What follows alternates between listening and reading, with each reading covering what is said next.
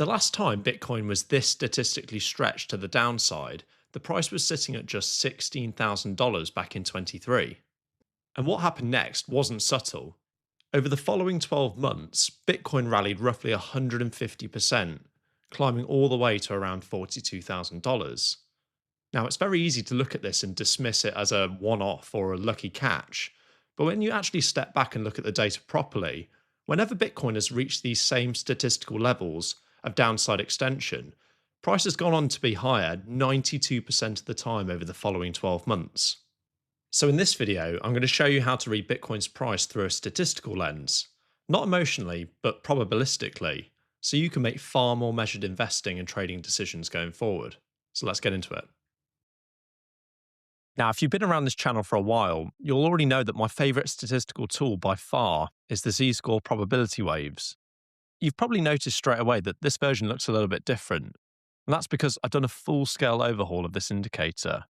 What I've actually built here are integrated probability and strategy models that help answer a much more important question than just, is this price high or low? So before we dive in at the models themselves, let's just simplify what this tool is actually doing.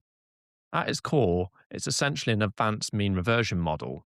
And mean reversion is a concept that simply says that price tends to oscillate around a long-term mean over time. It doesn't permanently stay above it, and it doesn't stay permanently below it either.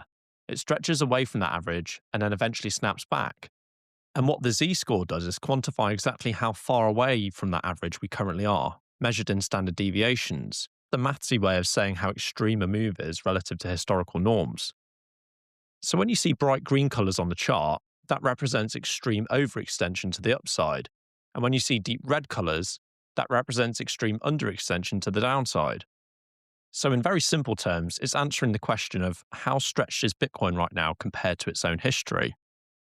Now, this model works across any crypto asset that you want. You can apply it to meme coins, large caps, anything basically. But today we're focusing purely on Bitcoin because it gives us the cleanest and the largest data set to work with. So let's start by looking at what I call the investor view. And this is the long-term lens. This is where we just strip away the noise and ignore the day-to-day volatility and focus purely on probabilistic positioning over any multi-month or multi-year time frame. Price is meaningfully below its average, and not just slightly. So at current levels, at around $74,000, the model is essentially telling us that Bitcoin is still undervalued relative to its historical trend. But you don't need to be a genius to know that, so let's push this a little further. The most extreme downside scenario that this model currently implies sits at around $53,000. And that represents maximum pessimism based on the current structure of the data. And a more typical bad scenario, something that falls within the standard downside deviation range, sits closer to $68,000 right now. So even when you model the downside risk statistically, you start to realize something important. The majority of downside has actually already been expressed. Now contrast that with the upside. That mean reversion level, which is essentially the long-term equilibrium price, sits currently at $97,000. And this is the level where Bitcoin is consistently pulled towards over time. And it's also a point that a lot of people misunderstand. The mean isn't a price target in a traditional sense. It's more like a gravitational center. Price will oscillate around it. It will spend months and months during the euphoric phases above it, and months below it during the fearful phases. But over time, it keeps coming back. And importantly, this mean updates dynamically as the new data comes in. But anyway, enough of the rambling. This is where it actually gets interesting. The last time we were at a similar downside deviation level was in early 2023, when Bitcoin was trading at around $16,000.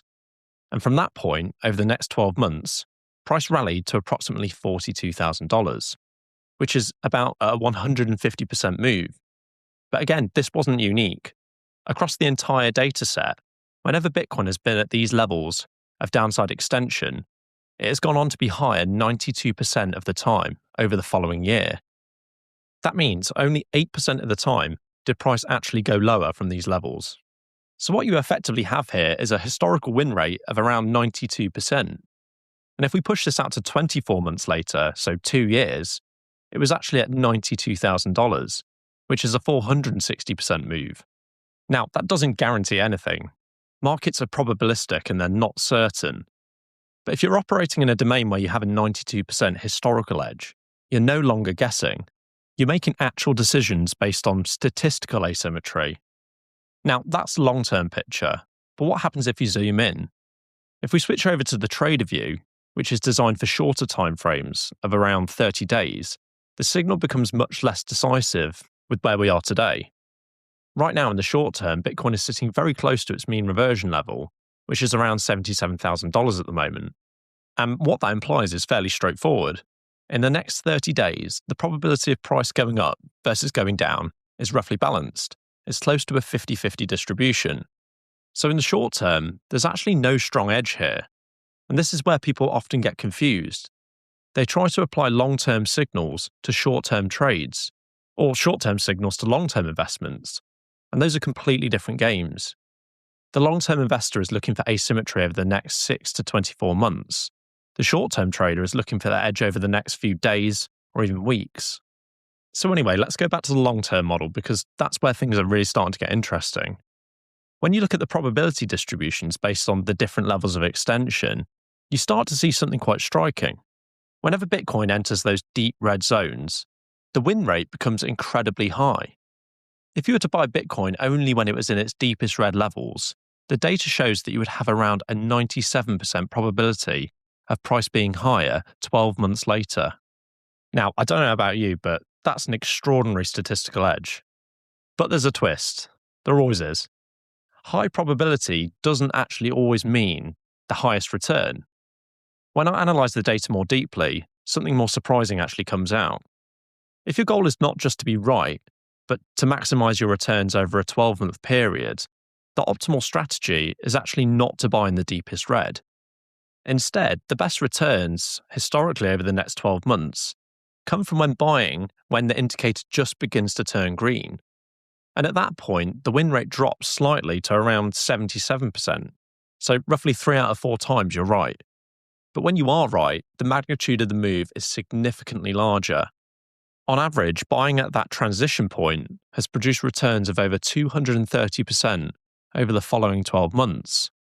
And this actually makes perfect sense when you think about market structure. When you're buying deep in the red, you're buying into weakness. You're stepping in while the price is falling, or maybe stabilizing. You're early, but often early means that you have to endure a little bit more downside or sideways movement before the trend really reverses by the end of that 12-month period. In this case, you're actually trying to catch the exact bottom, which is extremely difficult. But when the indicator flips green, something different is happening. That's the point when the trend is re-establishing itself and the market is transitioning from accumulation into expansion again. You're no longer trying to predict the bottom. You're reacting to the beginning of a new trend. And that's the surprising thing. It's actually where the biggest returns are actually generated, in the medium term at least. It all depends on your time horizon for your investment. Now, to really drive this point home, let's go back to the trader view. In the short term, the data shows something almost inverted compared to the long-term model. Over 30-day periods, so monthly periods, the best returns actually occur when the market is already overextended to the upside. In other words, in the short term, chasing strength actually statistically performs better than fading it. That's because in the short term, markets are dominated by momentum and reflexivity. And when price is moving strongly in one direction, it tends to continue in that direction, at least for a while. So in the short term, trend following actually works. But in the long term, mean reversion definitely dominates. And that's the key insight here. Short term, actually chase the trend.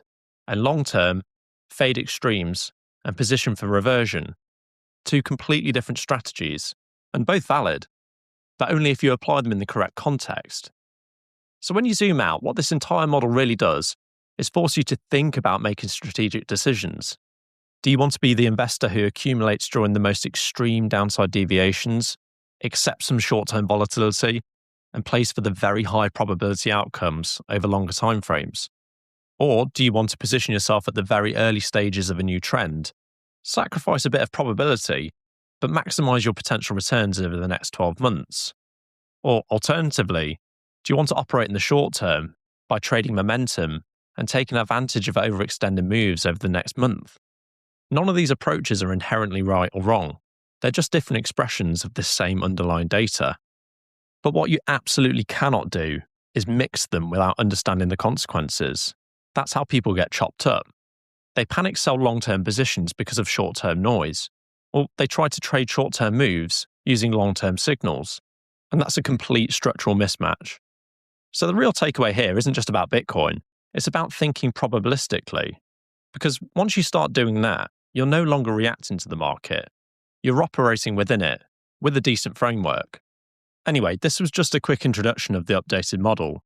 The goal here is really just to get you thinking a bit more deeply about how you want to structure your own strategy. And if you want to explore this model further, along with over 200 different models that can be applied to more than 4,000 cryptocurrencies, then go check them all out at onchainmind.io. And for the first time ever, I'm running a 7-day free trial to all premium features, which includes all of these models and access to our premium newsletter and community. So if you're interested, go check it out.